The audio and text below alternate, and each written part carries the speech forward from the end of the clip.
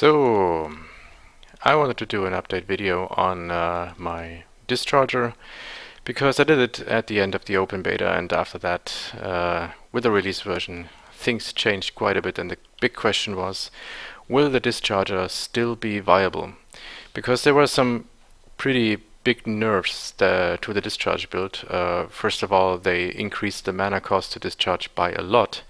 And second, due to the increased mana reservation, it's actually quite hard to run the same auras that I ran before. So that is the Discharger now in the release version. So instead of running three auras, I can only run two, which is now Purity and Determination. I had to drop Vitality, and also the mana cost of Discharge jumped from, I believe it was 60 or 50 something in the open beta, and now it jumped to 100, which is quite a lot. But is it still viable? Well, you can see for yourself if that was an actually fresh instance. Probably I should show this in a map, but since I'm moderating this, I don't want to kill myself. But since we have a bunch of blues here, which is perfectly fine for showcasing, so just trying to run through here without being killed. But it demonstrates adequately that it still is viable and still a lot of fun.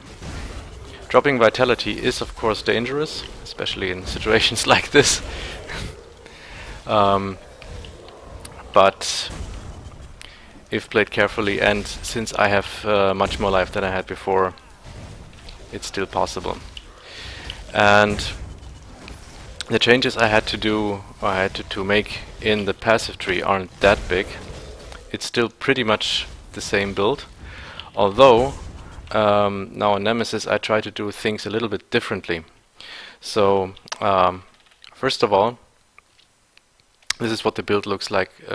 Looks right now. So I'm still having the same layout, grabbing all the life in the middle and a very strong life node here. And what has changed is the section over here. So I have not yet get this life thing, but I took the damage nodes here. And I will probably also not get the damage nodes here, but instead I will grab some more life. And one thing I would definitely change, or I'm going to change now in Nemesis, is the way I use dexterity, because with this character I need a crazy amount of dexterity to support my single target spell, which is Bear Trap, and this is the main weakness of this build. It has a really shitty single target. So right now, if I'm just fighting whites and blues, it's not a big deal. But as soon as there's boss or a pretty powerful rare, it takes really long to kill that because I have to use Bear Trap. So maybe I can also demonstrate this if we happen to find a rare here that's hard to kill. So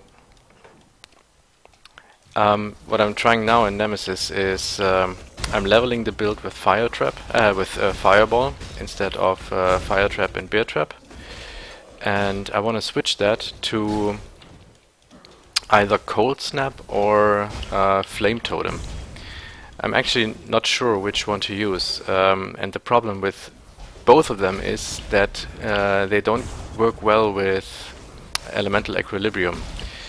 So if I would use Cold Snap for killing bosses, I would have the problem that every time I hit the boss with Cold Snap, I would have to hit it again with I don't know, Discharge with fire to counter the increased cold resist.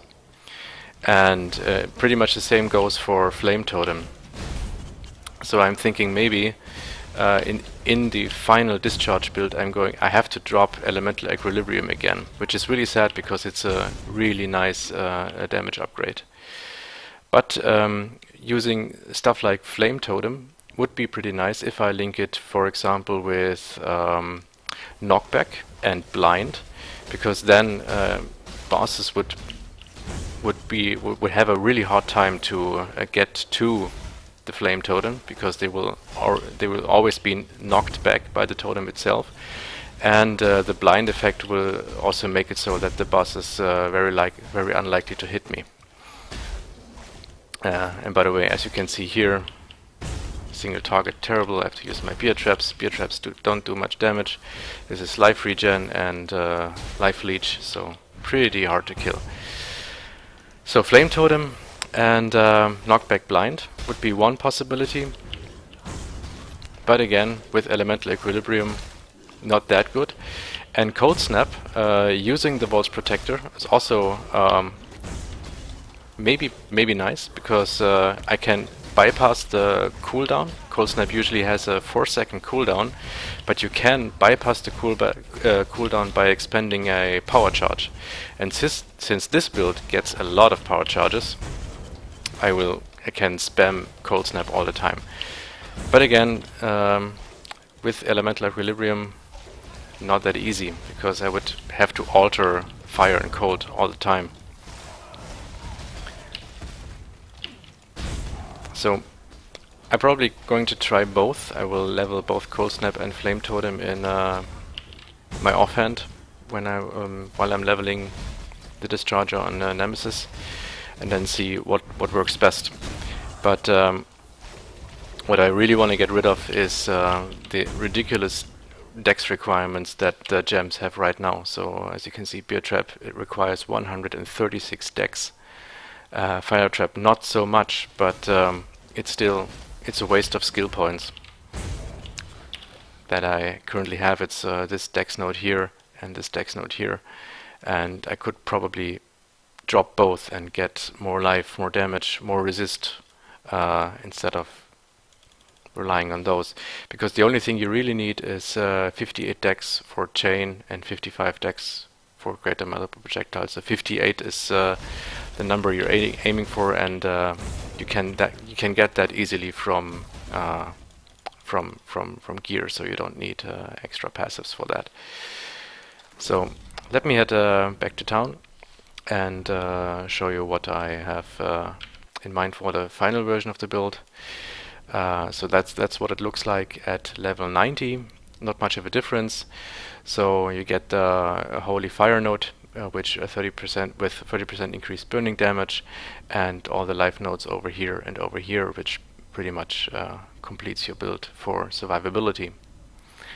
And that's pretty much it. And then depending on how flame totem or cold snap go, maybe get rid of elemental equilibrium, because it will be then easier to farm the bosses. So that's about it. I will post build and some tips and tricks in the comments, and I'll see you in game.